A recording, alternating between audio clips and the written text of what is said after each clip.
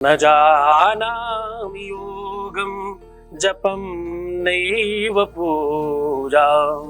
जो पूजा पाठ तंत्र मंत्र कुछ नहीं जानते, प्यार उनका भी तो मिलना चाहिए, परिवार उनका भी तो बचना चाहिए, संसार में उनकी भी तो खुशियां आनी चाहिए। आज मैं आपको जो बता रहा हूँ, ना तो इसमें तंत्र की जरूरत है, ना तो मंत्र की जरूरत है, और ना ही किसी पूजा की जरूरत है। जानिए पूरा विश्लेषण। आप देख रहे हैं लव विद एस्ट्रोलॉजी। नमस्कार, मैं हूं आचार्य सतीश अवस्थी। आपका बहुत स्वागत करता हूं लव विद एस्ट्रोलॉजी में। लव विद एस्ट्रोलॉजी में आपके अपने जीवन में प्यार भरा जाता है। लव विद एस्ट्रोलॉजी में आपको आपसे मिलवाया जाता है।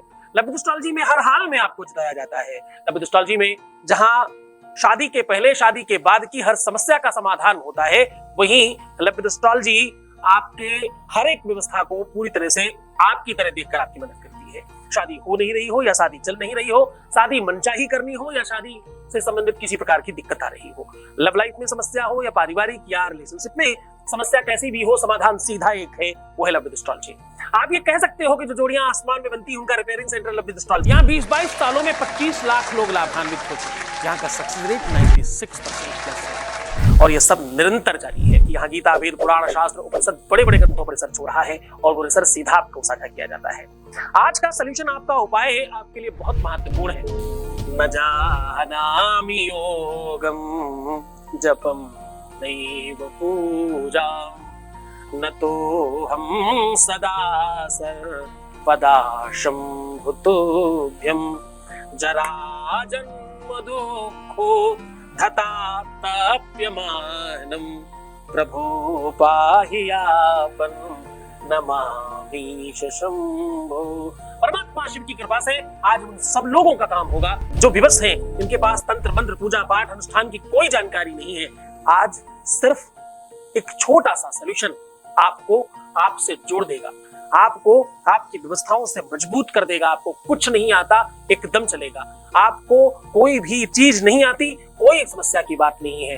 आपको 5 सुपारी और थोड़े से चावल और हल्दी, मात्र इन 3 सामग्रियों से आपको कुछ भी नहीं आता होगा, तो भी साहब विवाह में अगर आप थोड़ा सा पीछे चले जाएं, थोड़ा सा समय काल के पीछे झांक कर देखें, तो आपको पता चलेगा आपके बाबा, आपके पिताजी के पिताजी इत्यादि के समय की बात अगर मैं बात करूं, या सीधे बात करूं आज से 10, 12, 15, 20 साल पहले की, उस समय में लोग हल्दी और सुपारी भेजा करते थे संदेश के रूप में।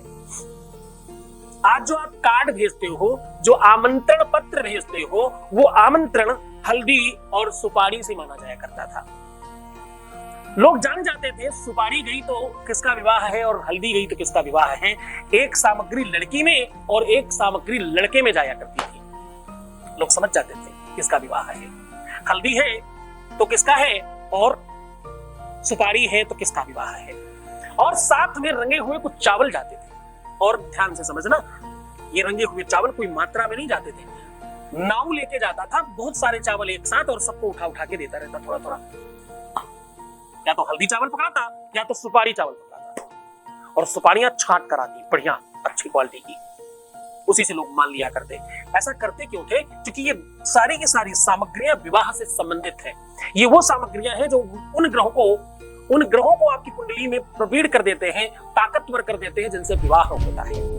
देखिए, हर चीज के पीछे एक बड़ा विज्ञान है, हर चीज के पीछे एक बड़ी साइंस है। शनि मंदिर में क्यों नहीं जाना चाहिए? क्योंकि शनि कोई देवता या राक्षस नहीं है। शनि एक ग्रह है जिसके आसपास पिंडलिक में बहुत सारी ऊर्जा पॉजिटिव और निगेटिव है। वहां आसपास जाने से आपको प्रभावित हो सकते हैं, इसलिए नहीं जाया जाता था। जो आदि काल में शनि का मंदिर बनाया गया, वो बड़ा चबूतरा बनाया गया, और आसपास जाना सबका मना था। मना इसलिए नहीं था कि कोई भेदभाव है, मना इसलिए था कि वहां जाना श्रेष्ठकर नहीं है आपके लिए, इसलिए मना किया गया। आप हमेशा हर चीज को राजनीति के दृष्टि से देखते हो, उसको आध्यात्मिक दृष्टि से देखोगे तो आपके लिए वो बड़ा बेनिफिशियल है। व्यक्ति विशेष के लिए नहीं, किसी को भी जाना निषेध था, क्योंकि वहां से पॉजिटिव और नेगेटिव ऊर्जाओं का संचार होता है। ऐसे ही पृथ्वी एक यंत्र की भांति है। पृथ्वी का जो आकार है उसका जो स्वरूप है वो हर एक जगह की भूमंडल के आधार पर आसपास से कहीं से जलाशय निकलता है तो कहीं से कोई जंगल निकलता है। उस पूरी की पूरी रेखाकृति को परमात्मा ने उसी दृष्टि से नाप कर बांध रखा है। इसमें संतों ने, ऋषियों ने बड़ा रिसर्च किया। एक बार भूपति मन माही, भई गलानी मोरे सुत नाई। कभी किसी को कोई ग्लानी हो तो वो यज्ञ किया करते थे। संगी ऋषि वशिष्ठ बलावा पुत्र काम सब यज्ञ करावा। एक आध ऋषि रिसर्च नहीं करते थे, 88,000 ऋषि एक ही जगह बैठकर रिसर्च करते थे। और वो रिसर्च का जो केंद्र था वो एक वन था, एक जंगल था। तीरथ बरने में सबे ख्याता, अति पुनीत पावन सुखदाता। अति पुनीत, थोड़ा बहुत पुनीत नहीं है, अति पुनीत। और फिर क्या है? पावन सुखदाता, जो सुख को प्रदान करता है। ऐसी धरा, ऐसी भूमि, ऐसी जगह पर रिसर्च होता था। उस रिसर्च की पूरी व्यवस्था है आज हम जो नगरियों में रह रहे हैं। वो पूरा का पूरा एक यंत्र की भांति निर्माण किया गया है। उसी भांति व्यवस्था की गई है जिसमें से एक ऋषि लेकर के ऊपर से गंगा है कि आपको इस दिशा से इस दिशा तक ऐसे चलना है ताकि उसे बांटा जा सके। कि एक आध नदियां नहीं है ये साथ में, ये सारी बहनें एक साथ आ गई। उस पूरी की पूरी पृथ्वी को वैसे ही रेखाकृत करना था। इसलिए गंगा जमुना सरस्वती नर्मदा ताप्ती चंद्रभागा कावेरी वेशनी कृष्णा भीमवती तुंगभद्रा ताम्रपर्णी विशालाक्ष्मी चमृति कौशिकी गंडकी, जाने कितनी नदियां एक साथ आई। और सारी नदियों ने जमीन पर, भूमि पर, पृथ्वी पर, धरा पर एक पूरा का पूरा रेखाकृत किया, एक रेखांकन कर एक यंत्र का निर्माण किया। जरा समझना, ये पूरी की पूरी एनर्जी और एक पूरा सिस्टम है। ये सब क्यों बता रहा हूं तुम्हें? ये सब तुम्हें इसलिए बता रहा हूं, तुम उसी धरा पर रहते हो जिस धरा को यंत्र के रूप में माना गया है। भारत वैसे भी विश्व का सबसे मूल्यवान यंत्र है, बस उसको अपनी खुद की एनर्जी पता नहीं, बस इतनी सी बात है। आज लेकिन हम इन सब बातों से अलग हटकर आपको कुछ सिखाने आए हैं। ये जो सामग्रियां हैं ये अपने आप में एक यंत्र है। ये सिर्फ सामग्रियां हैं, ये उसी धरती से उसी रूप में निकाली गई है, उसी रेखाकृति का अपना एक समूह है। एक जलाशय के पास पाया जाता है और एक जंगल में पाया जाता है। एक जमीन के बिल्कुल ऊपर से आता है और एक जमीन के बहुत अंदर से आता है। ये सब बिल्कुल पूरा का पूरा एक समीकरण है। हर चीज के पीछे बड़ा रिसर्च है, इसलिए इन सामग्रियों का समावेश कर उपाय प्रारंभ किया जा रहा है। इन सामग्रियों में इतनी एनर्जी, इतनी ताकत, इतनी पावर, इतनी क्षमता है कि आप सोच नहीं सकते। आपको लगता होगा कि रिसर्च तो केवल वैज्ञानिक करते हैं। अगर आपको कभी भी साउथ जाने का अवसर मिले तो आप जाकर देखना, अन्नपूर्णेश्वरी का एक मंदिर है जिसमें पीछे पुरानी कन्नड़ा में पूरा का पूरा शिला के ऊपर विमान कैसे बनाया जाता है वो रेखांकित है, उसमें लिखा हुआ है। और कितने 3000 साल पुराना, एक आध साल पुराना नहीं, विमान कैसे बनाते हैं, हवाई जहाज कैसे उड़ाते हैं, वो सब लिखा है उसमें। लेकिन नीचे नोट लिखा है चेतावनी की तरह, ऐसा करने से भूमंडल पर एनर्जी का समूह बिगड़ जाएगा, लोगों की मानसिकता परिवर्तित हो जाएगी, चिंतन विशुद्ध नहीं रहेगा, चेतना, सोच, विचार निगेटिव होने लग जाएंगे, सकारात्मक नहीं रह पाएंगे। क्यों? क्योंकि आप जो भी कुछ ले रहे हो सब ऊपर से ही तो ले रहे हो और उसमें बाधा उत्पन्न हो। ऊपर उड़ने के लिए केवल पशु पक्षियों के लिए रखा गया था। खैर, फिर उस बात पर बात करेंगे। रिसर्च का ये पार्ट है कि ये सामग्रियां आपको इस तरह से सदुपयोग में लिया जाया करता था। बहुत हजारों सालों रिसर्च करने के बाद ये पता चला कि हल्दी में ये गुण है, सुपारी में ये गुण है और चावल में ये गुण है। चावल को संस्कृत में अक्षत कहते हैं। अक्षतम चा पिरिष्टम चा, चंद्रमा और शुक्र को पावरफुल बनाता है। कभी अक्षित नहीं होता, कभी टूटता नहीं, कभी खत्म नहीं होता, कभी समाप्त नहीं होता और ये हमेशा जीवान्वित रहता है। इसका नाम अक्षत है। भगवान विष्णु को सबसे ज्यादा पसंद है।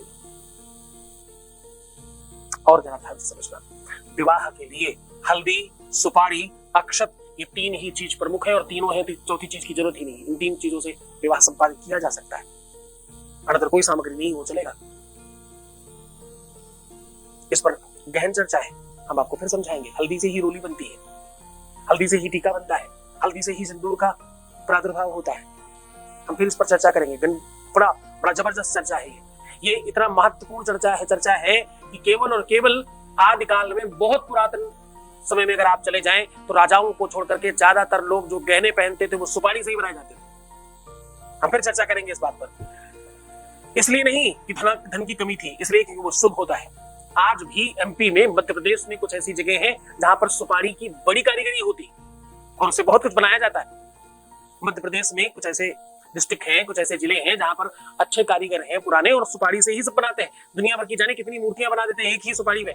तो ये कलाकृति अभी जिंदा है। सुपारी अपने आप में केवल और केवल कलाकृति नहीं है, वो पृथ्वी का आकार है, वो पृथ्वी का स्वरूप है कंप्लीटली। ये उतनी ही ताकत रखता है सुपारी का एक टुकड़ा जितना एक बड़ा तांत्रिक ताकत रखती है।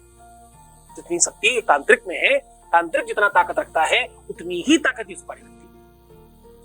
आज इन्हीं चीजों से आपको उपाय बता रहा हूं। केवल ये तीनों की तीनों चीजें तुम्हारे जीवन में प्यार को लेकर के आएंगी, तुम्हारे प्यार को 100% तुम्हारा बनाएंगी, तुम्हारे रिलेशन को तुम्हारे ही पक्ष में खड़ा करेंगी।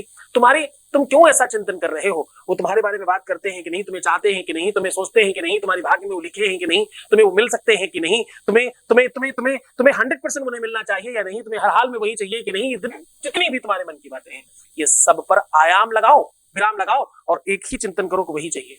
तो देखना तुम जीत जाओगे। सीधा उपाय को लेकर के चल रहे हैं, उसके पहले एक वॉइस मैसेज ले रहा हूँ। आपके बीच का अनुभव आपके साथ साझा कर रहा हूँ। Voice message please. Thank you so much Guruji, मैं आपका दिल से थैंक यू करना चाहती हूँ, दिल से। आज आपने मेरी लाइफ हैप्पी बना दी। Thank you so much. बस मैं यही चाहती हूँ गुरुजी, आप हमेशा मेरे साथ रहना, अपना आशीर्वाद बना के रखना। दिल से मैं आपको धन्यवाद करती हूँ, थैंक यू करती हूँ, क्योंकि जो मेरी लाइफ में प्रॉब्लम चल रही थी आज वो सारी अच्छी हो गई हैं। थैंक यू सो मच गुरुजी। बहुत बहुत धन्यवाद, बहुत साधुवाद, बहुत सारा आशीर्वाद। कुछ कमियां तुम में भी हैं, कुछ गलतियां तुम्हारी हैं, कुछ तुम्हारे कार्मिक अकाउंट्स हैं, उन सब चीजों को और थोड़ा बेहतर करने की कोशिश करिए। आप 100% जीत रही हैं और आप बहुत बड़ी लड़ाई जीत कर आई हैं और आप विजयी हुई हैं। आपको बहुत साधुवाद, बहुत धन्यवाद। अब मैं उपाय बता रहा हूं इन तीनों चीजों का। आपको करना यह है, सुपारी आपको उतनी लेनी है जितने आप सालों के हैं। अब आप कहोगे मैं अगर 30 साल के हूं तो 30 सुपारी लो, नहीं, हर 10 साल पे एक सुपारी, जितने भी आप साल के हैं। अगर आप 20 प्लस है तो 3 लीजिए, 20 के अंदर है तो 1 लीजिए। जितना जैसे जैसे ईयर 10 के ऊपर एक भी बढ़ा तो आप 2 कर लीजिए, 20 के ऊपर जैसे ही एक भी बढ़ा तो आप 3 कर लीजिए, 30 के ऊपर जैसे कोई बढ़ता है तो 4 कर लीजिए। तो आप इस प्रकार से प्रत्येक 10 पर 1 सुपारी। ऐसे ही जो लड़कियां हैं वो हल्दी का उपयोग करें, खासतौर से जो लड़के हैं वो सुपारी का प्रयोग करें, खासतौर से इस गिनती में। जितनी भी आप सुपारी ले रहे हैं अनुमानतः उससे आधी आपको हल्दी लेनी है। अब ये अपोजिट रखना है, जो लोग सुपारी को काउंट किया है उसने हल्दी आधी लेनी है, उसने हल्दी काउंट किया उसको सुपारी आधी लेनी है। अब मान लीजिए कदाचित आपने 5 सुपारी ली हो तो हल्दी कितनी लेंगे? सही तरीके से 2.5 बनता है, पर आपको बढ़ते क्रम में लेना चाहिए, 3 लेना चाहिए। कभी भी शुभ काम को कम करके नहीं करना चाहिए। अधिकस्य अधिकम फलम ऐसा बोलते हैं। तो आप अलग अलग सुपारी को लाल कपड़े में और हल्दी को पीले कपड़े में पोटली बना लीजिए। आपको एक गेरुए कलर के कपड़े में पूरा कंप्लीटली अलग अलग करके पोटलियों की एक पोटली बना लेनी है। अपने ऊपर से 5 से 7 बार उतारिए। इसी पोटली को सर्वस्व मान करके प्रार्थना कीजिए। जो भी आपकी इच्छा है, जो भी आपकी मनोरथ है, वो आप मांगकर इसे तुलसी के वृक्ष पे, पौधे पर, तुलसी मैया के चरणों में स्पर्श करा के बाहर कहीं निर्माल्य में रखवा दीजिए। मात्र इतना करने से ये काम शुक्रवार, सोमवार, गुरुवार करना चाहिए। इस काम को करते ही तुम्हारे जीवन में परिवर्तन आएगा। इसमें ना तो कोई तंत्र की जरूरत है, ना मंत्र की जरूरत है, ना ही पूजा की जरूरत है, ना ही अनुष्ठान की जरूरत है और ना ही तुम्हें पैसे खर्च करने की जरूरत है। पूरी श्रद्धा से करना, विश्वास से करना, तुम जीत जाओगे। तुम मुस्कुराओ, सुंदर बनो, हर आधे घंटे में बड़ाम करके पानी पीना, अपना बहुत ध्यान रखना, रोना मत, परेशान मत होना, उल्टा सीधा नहीं सोचना, जितना ज्यादा हो सके सकारात्मक रहने की कोशिश करना। सिर्फ और सिर्फ तुम्हें अपना ख्याल रखना है। तो तुम्हारा और तुम्हारे परिवार का, प्यार का, सबका ख्याल रख रहा हूँ। ओम नमः शिवाय।